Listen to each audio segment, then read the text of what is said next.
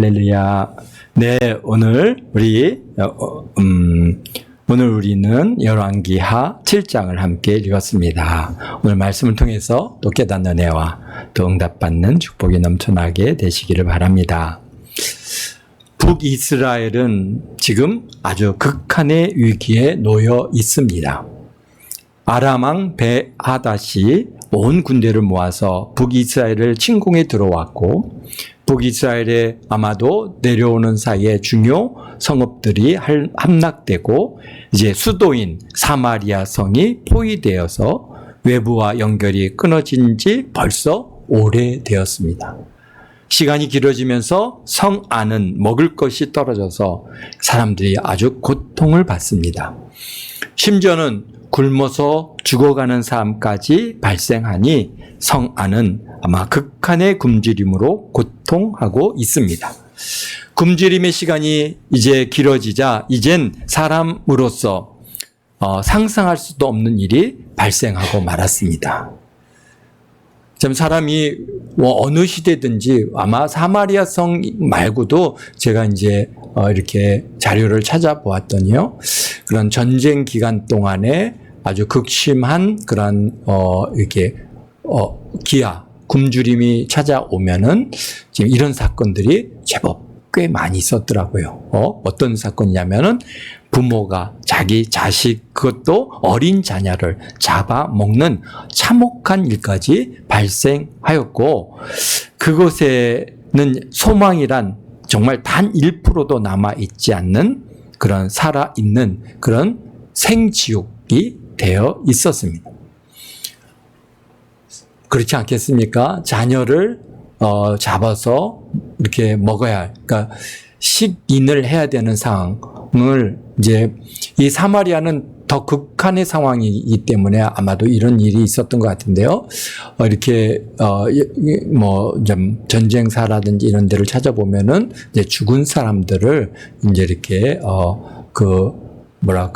이제 잡아 이렇게 삶든지 어떻게 해서든지 이렇게 인육을 하는 그러한 상황들이 꽤 많이 있었다고 그렇게 기록되고 있습니다. 그런 걸로 볼 때 이 정말 사마리아 이 성의 그런 그 굶주림의 상황은 극한으로 갔고, 이런 굶주림이 길어지면은 사람들이 판단력이 흐려집니다. 그죠? 내가 살고 싶다고 하는 그런 욕구만 커지고, 이게 옳은 일인지 그른 일인지 이렇게 분별할 수 있는 능력조차도 잃어버리게 되는 것을 우리가 보게 되는데요. 바로 그런 상황입니다. 그러니까 정말 이곳은 소망이란 단 1%도 남아있지 않는 살아있는 그런 지옥과 같았습니다. 이 일을 알고 북이스라엘 왕이 이제 7장에서 보면은 아주 그냥 큰 화를 내죠. 엘리사의 머리가 이 밤에도 그 목에 붙어 있으면 내가 벌을 더 받게 될 것이다 라고 하면서 사람을 보내서 엘리사의 목을 갖다 치라고 그렇게 사람을 보내놓았지만은, 그러나 바로 그 뒤를 쫓아서 이제 이 이스라엘 왕이 따라갑니다. 따라가서 이제 엘리사를 만나서 하는 얘기가 무슨 얘기? 이 재앙이 여호와께로부터 나왔으니 어찌 더 여호와를 기다리리요 하면서 탄식을 하고 있습니다. 이 왕이, 사람들이 어느 여자가 와서 옆집 어떤 사람하고 같이 자녀를 갖다가 삶아 먹었는데, 또 오늘 네 자녀를 내놓으라 우리가 삶아 먹겠다 했더니 숨겼다고 그거 해결해 달라고 왕한테 와서 그렇게 재판을 거니, 참 그 사실을 안 왕은 정말 절망을 할 수밖에 없는 것이죠. 그러니까 그러나 분명한 것은 안단 말이죠. 이 재앙이 여호와께로부터 나왔다는 것을 알았으면은 뭐 해야 되겠습니까? 온 이스라엘 전체 사마리아에 회개를 선포하고, 그 다음에 사마리아 성 안에 있는 우상들을 제거하고, 죄악된 것들을 다 제거하려고, 그래서 성결함을 이루어 가려고 하는 그런 영적인 노력들을 해야 되는데, 그러지 않고 오직 그냥 하나님을 원망하는 거예요. 하나님께서 우리에게 이 재앙을 여호와께로부터 나왔으니 이제 어찌 더 여호와를 기다리겠느냐 하면서 탄식하고, 그 원인을 다 마치 여호와께로 돌리고 있는데 사실 근본적으로 이런 재앙이 오게 된 원인은 그 북이스라엘이 우상 숭배, 바알 숭배가 바로 그 앞섰던 아합 왕이 바알 숭배를 극심히 했고, 그리고 또 그뿐 그냥 바알 숭배만 하는 게 아니라 여호와를 갖다가 의지하고 여호와를 신실하게 섬기는 자들을 다 잡아서 죽이는 그런 상황까지 갔기 때문에 하나님께서는 이제 그것에 대한 그런 재앙들을 또 징계들을 가하고 있는 것을 우리가 볼 수 있습니다.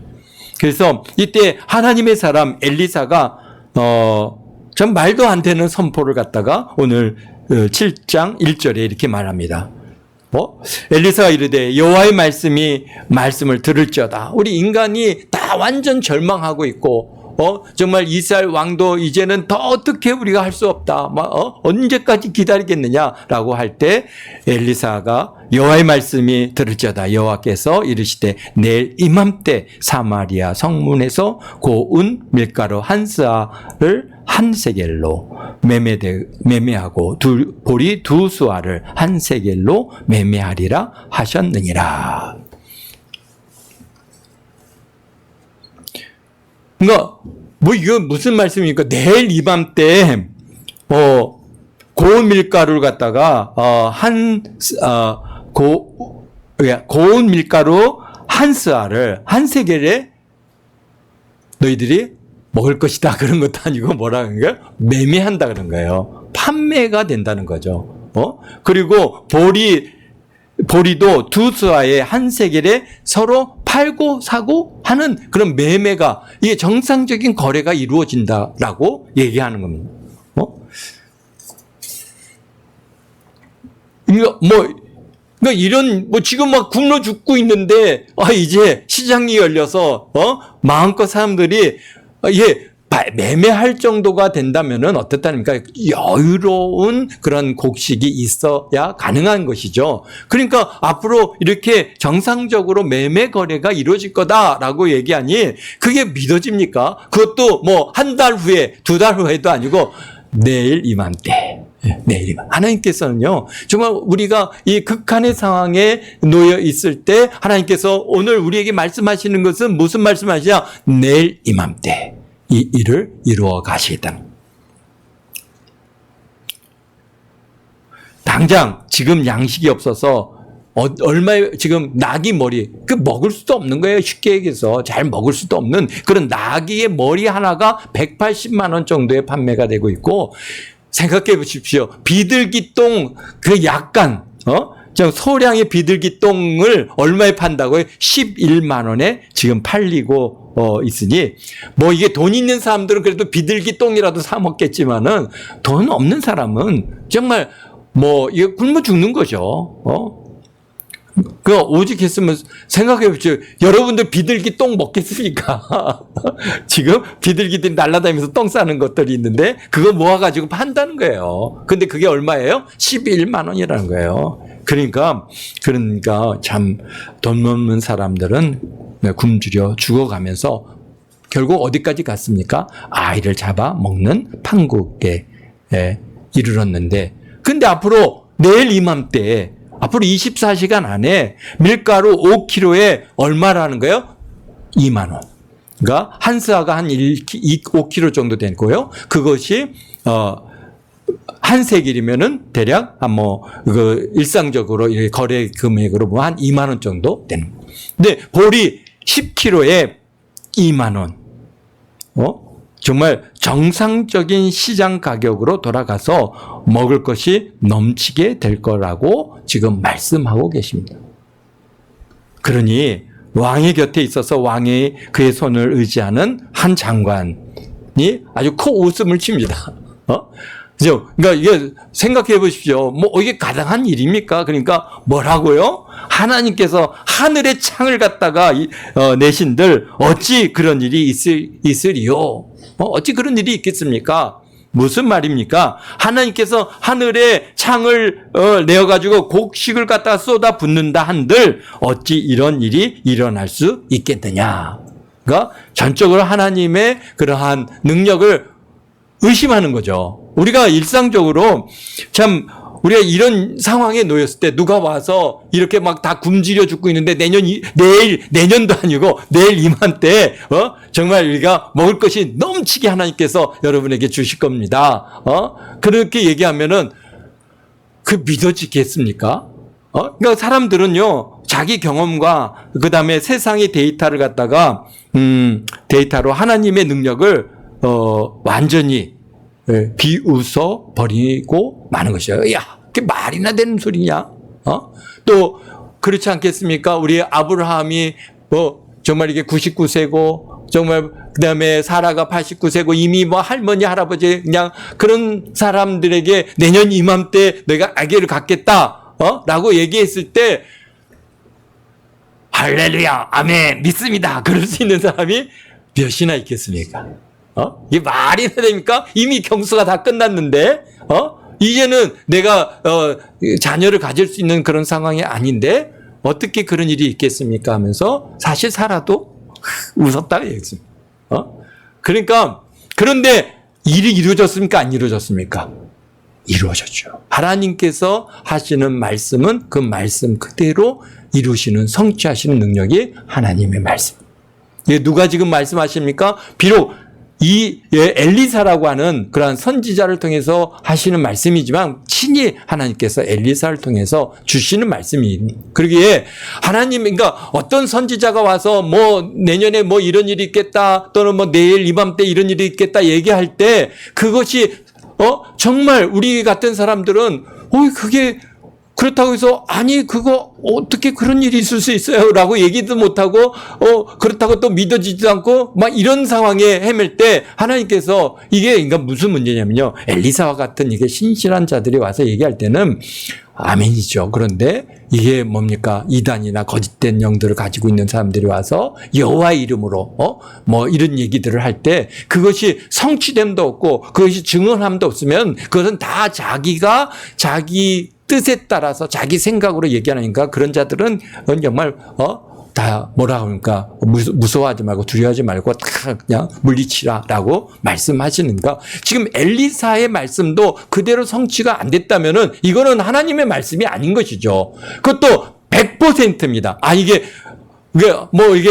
거짓된 선지자들의 대략적으로 하는 얘기는 이렇게 그래서 한 90%는 되고 나중에 10%만 좀 안 돼서 그래도 90%는 됐으니까 이게 그래도 어쨌든 간 여호와의 하나님의 말씀이 아니겠습니까? 라고 우리가 그렇게 생각할 수 있는데 그렇지 않습니다. 하나님의 말씀이다. 여호와의 말씀이고 하나님께서 이렇게 말씀하십니다. 라고 하신 그 말씀은 어떻게 돼요? 100% 그대로 성취되고 이루어져야 그것이 하나님의 말씀입니다.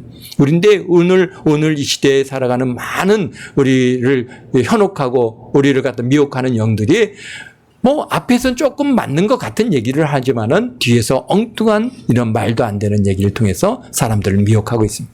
그러니까 엘리사가 이 말씀을 하셨는데 이 말씀이 만약에 성취되지 않다면 엘리사는 하나님의 말씀을 전하는 자가 아닌 것이죠. 그런데 이게 생각해 보십시오. 내일 이맘때에 이렇게 놀라운 일들을 이룰 것이다라고 할 때 그것을 믿을 수 있는 사람이 몇이나 있겠습니까? 지금 다 굶어 죽고 있는데. 그러니까 이게 여호와께서 하늘에 창을 내시고 막 곡식을 갖다가 내려주신들 그것이 되겠습니까? 라고 전혀 받아들이지 않고 비웃음을 받는 것이죠. 근데 선지자 엘리사가 말씀하십니다. 내가 내 눈으로 보리라. 그러나 그것은 먹지 못하리라. 근데 바로 그 시간에 어떤 일이 있습니까? 성문 밖에는 이제 벌써 어두컴컴해지기 시작했어요. 밤이 이제 해가 완전히 떨어지기 전이죠. 어둑어둑한 그런 상황에 모퉁이에 어기에 아무도 주목하지 않던 4명의 나병 환자가 있었습니다. 나병 환자들은 어떻게 합니까? 지금 성중 안에 들어갈 수가 없어요. 왜? 쫓겨나 있거든. 그들과 격리돼서 거기에 떨어져 있어야 되기 때문에. 그래서 그들이 이제 어떻게 보면 사회에서 쫓겨나고 병들고 버림받은 그들이 이제 성에 들어가도 굶어 죽을 것이고 여기 앉아 있어도 죽을 판이었습니다. 그래서 그들의 입에서 아주 절박한 하지만 위대한 결단을 나오는데요. 3절에 보니까 뭐라고 합니까? 우리 한번 볼까요? 3절에 성문 어귀에 나병 환자 넷이 앉아 있더니 그 친구에게 서로 말하되 우리가 어찌하여 여기에 앉아서 죽기를 기다리랴. 만일 우리가 성으로 가자고 말하면 성읍에는 굶주림이 있으니 우리가 거기서 죽을 것이요. 만일 우리가 여기에서 머무르면 역시 우리가 죽을 것이라. 그런즉 우리가 가서 아람 군대에게 항복하자. 그들이 우리를 살려두면 살 것이요. 우리를 죽이면 죽을 것이다. 그러니까 이게 이미 죽음을 갖다가 지금 그들이 지금 아람 군대에 가자. 여기는 이제 사마리아 성에 들어가봤자 굶어 죽을 것이고, 그렇다고 해서 문어기에 앉아 있으면은 여기서도 결국은 굶어 죽을 것이고, 이미 이들은 얼마나 굶었겠습니까? 성 안이 저렇게 된 상황인데, 그러니 이제는 뭐 죽기 살기로 죽으면 죽으리라 이런 마음이죠. 그래서 우리에게 아람 군대로 가자 이런 결단을 한 것이.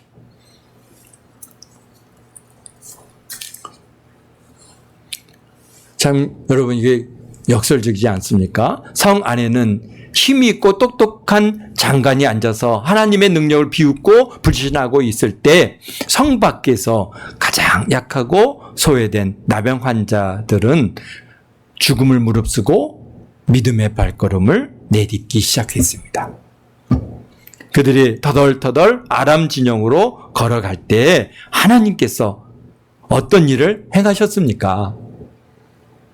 사실 기운이 없는 나병 환자가 4명이 발자국 소리를 갖다가 이제 걸어갈 때 제가 정말 힘들게 배고프니 그렇지만 또 아람 군대가 이 진영이 성으로부터 그래도 거리를 두고 이 진을 치고 있으니까 거기까지 가야 되는 거예요. 근데 그 발자국 소리를 하나님께서 어떤 소리를 바꿔주셨냐면 아람 군대의 귀에는 수천 대의 병거와 수만 명의 그 마병이 밀려오는 천둥 같은 소리로 들리게 하셨다는 겁니다. 그 발걸음이, 그 4명의 발걸음이 크면 얼마나 컸겠어요. 그리고 뭐 이 사람들이 굶주려서 발을 갖다 쿵쿵거리며 걷긴 했겠습니까? 질질 끌면서 걸었겠지? 그런데 그 발걸음을 하나님께서는 아람 군대에 막 수만 명이 자기네들에게 달려오는 마병과 군사의 소리로 들리게 하셨다는 거예요. 그래서 사실 사마리아 성은 아람과의 국경에서 상당히 남쪽으로 그것도 요단강을 건너 들어와야 하는 곳이 바로 사마리아 성입니다. 그래서 이미 그들이 뭔가 이게 북이스라엘에 깊이 들어와 있는 거예요. 그러니까 종심이 깊이 들어와 있는 그러한 성 주변에 포위를 하고 있지 않습니까? 근데 포위도 그만 잠깐 동안 포위한 게 아니라 벌써 굶어 죽을 만큼, 그러니까 벌써 뭐 1년이 넘게 그렇게 오랫동안 머물러 있다 보니까 이제 거기에 머물러 있으면 항상 그들이 자기의 뒤가 후방에 대한 염려가 있을 수밖에 없는 것이죠. 왜요? 이스라엘 땅 안으로 깊이 들어와 있거든요. 그러니까 이제 그 뒤에서 누군가 군사를 일으켜서 자기네 후방을 친다고 생각할 때 그러면은 자기네들이 오히려 역공을 당할 수 있는 그런 위기감을 늘 갖고 있기 때문에 염려를 갖다 놓을 수 없네요. 근데 더구나 후방에 누가 있습니까? 바로 아수르라고 하는 나라가 있죠. 남쪽에는 뭐가 있습니까? 이집트라고 하는 나라가 있습니다. 근데 이 아수르나 이집트는 당시에 세계 최강국 중에 하나입니다. 이런 상황에서 북이스라엘 땅 깊이 들어와 진을 치고 있는 것, 그것도 잠깐 쭉 몰고 들어온 게 아니라 거기에 머물러 있는 시간이 꽤 길어질 때 그들은 이 뒤에 후방에 대한 부담감이 커질 수밖에 없는 것이죠. 그런데 어느 날 적군의 소리가 막 들려오는데 천둥 같은 소리가 들려오는 겁니다. 아람 군대가 그런 소리가 들어올 때 막 군인들이 막 몰려오는 소리, 막 마차가 막 달려오는 소리, 막 그런 소리가 사방에서 막 들려오니까 이 아람 군대는 막 멘붕에 빠진 겁니다. 그래서 어떻게 합니까? 이제는 뭐 자기네 나라로 도망가는 것밖에는 방법이 없어요. 깊이 들어와 있기 때문에. 그러니까 그들이 장막이나 양식이나 금은보화를 그냥 다 버려두고 밤새 그냥 목숨 하나 살려라고 걸어서 지금 도망을 치고 있습니다. 근데 가는데 어디를 만납니까? 이 요단을 갖다가 건너 들어왔거든요. 그러니까 요단을 건너가야 이제 아람으로 갈 수 있습니다. 그러니까 요단을 건너는 그 시점에서는 그들이 심지어는 이제 뭐까지 해요? 옷도 봐버리고, 그 다음에 무기, 그 진영에서 나갈 땐 그래도 군복이라도 입고 무기라도 들고 이렇게 갔겠지만은 요단강을 건너가야 되는 상황에서는 이게 어떡합니까? 이 옷이 물에, 이게 다 부담스러워. 그러니까 옷도 다 군복도 버리고, 이 무기도 다 버리고, 그리고 요단강을 건너서 그냥 다 도망가 버린 거예요. 그 나병 환자가 아람 군대에 딱 도착해 보니까 아무도 없는 거예요. 이미 완벽하게 정말 하나님께서 다 준비하셔서 하나님께서 하나님의 그러한 은혜 부패를 다 차려놓으셨어요. 아마도 그 시간이 저녁을 먹을 시간쯤 때가 아니었을까. 이제 그런 시간적으로 볼 때. 그러니까 그들이 만들어 놓은 음식이며 준비해 놓은 음식이며 뭐 이런 것들을 갖다가 그대로 놓고 그냥 걸음 하나 살려라 하고 도망갔는데, 근데 나병 환자가 와보니까 먹을 게 가득한, 가서 열심히 먹고, 어느 장막에 들어갔더니 거기에 막 좋은 옷도 있고, 금도 있고, 보화도 있고, 왜? 그 들어오는 동안에 다 그들이, 그러니까 전쟁을 통해서 갈취하고 빼앗은 그 노량문들을 다 갖고 있는 그것이 그대로 있는 거예요. 그러니까 이 나병 환자들이 그걸 갖다가 이거 어떡하지? 막 그러면서 어디에다 눈에 띄지 않는 곳에다 숨겨놓고 또 와서 또 이제 그 양식과 그 다음에 이 금부화들을 또 다른 장막에 가서 또 보고 또 같은. 그런데 정신없이 먹고 보물을 챙겨가지고 감췄습니다. 이런 허기를 채우고 나니까 갑자기 그들이 이제 양심에 거룩한 부담이 찾아오기 시작합니다. 구절에 보니까 뭐가 있습니까? 우리가 이렇게 해서는 아니 되겠다. 오늘 아름다운 소식이 있는 날이거늘 우리가 침묵하고 있도다. 여기 보실까요? 구절에 나병 환자가 그 친구에게 서로 말하되 우리가 어떻게 해서 이렇게 해서는 아니 되겠도다. 오늘은 아름다운 소식이 있는 날이거늘 우리가 침묵하고 있도다. 만일 밝은 아침까지 기다리면 벌이 우리에게 미칠리니 이제 떠나 왕궁에 가서 알리자라고 하는 것이죠. 그러니까 그들이 해가 졌을 때 도착을 했거든요. 열심히 먹고 그 다음에 이런 보화들을 갖다가 숨기고 그러면서 점점 밤은 깊어갔겠죠. 근데 이제 생각해 보니까 이거 해가 뜰 때까지 이렇게 가만히 있다가는 오히려 우리가 해를 입겠구나. 빨리 이 좋은 소식을 알려야 되겠다. 그래서 이 가장 낮고 천했던 그들이 죽어가던 사마리아 성 전체를 살리는 복음의 전령자가 돼서 이제 막 사마리아 성을 갖고 문을 꽝 이봐라 나와봐 그러면서 이제 보니까 이제 파수꾼이 너 누구냐 그랬더니 나 누군데 저기 지금 아람 진영에 가봤더니 아무도 없더라.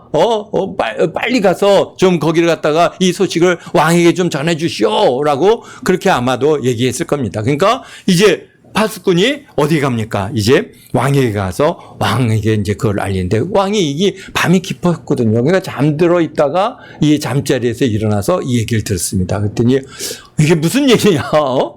아람 군대가 다 아무도 없다고? 야, 그래서 그거 아람 군대가 우리가 여기 굶주린 거 알고 있어가지고 지금 다들 매복돼 있고 우리가 이제 이 성에서 문을 열고 나오면은 우리를 잡아가지고 이 성으로 우리를 갖다가 이제 들어오려고 그렇게 계략을 세운 거 아니냐?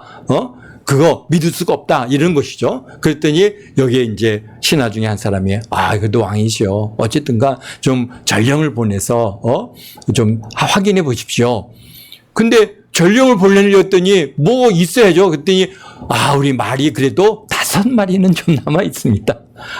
이게 그동안 다 죽은 거예요. 다 잡아먹은 거죠. 쉽게 해서. 그리고 5마리를 남겼는데 거기에 이제 뭔가 이제 그 마차를 걸어서 병거를 걸어가지고 한번 보내보십시오. 그랬더니 이제 파수꾼이 이게 정탐꾼이 이제 말을 타고 그 다음에 이제 그 마차를 끌고 팍 달려갑니다. 달려가서 이제 진영에 가보니까 군인들이 아무도 없어요. 다 비었어요. 그래서 또 막 그 간 길을 쫓아갔더니 어디까지 간 거예요? 요단까지 갔어요. 요단까지 갔더니 거기는 진짜 옷까지 버려놓고 무기까지 다 버리고 그리고 다 도망가고 아무도 없는 거예요.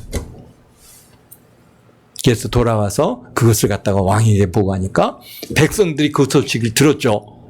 들으니까 이제 왕이 그 장관에게 가서 너 성문을 좀 제어해, 관리해라고 해서 아마 그 장관은 성문을 갖다 지키러 내려갔는데 백성들이 그냥 그 소식을 듣고 굶주려 있는데 지금 저 아람 진영에 먹을 게 많다라고 하는 소식을 듣고 그 사람들이 막 몰려 나오니까 결국은 성문을 지키고 있던 이 장관은 백성들의 발에 어떻게 했습니까? 밟혀서 죽고 말았습니다. 그래서 그 선지자